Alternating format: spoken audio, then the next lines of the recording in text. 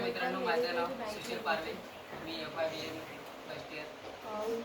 बघा मी गीत कविता गाठ करणार आहे.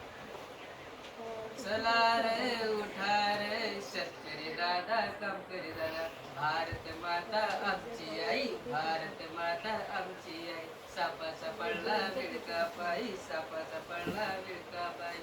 गरुड होऊन सोडव तिला, गरुड होऊन सोडव तिला. चला रे उठा रे शेतकरी दादा, काम करी दादा.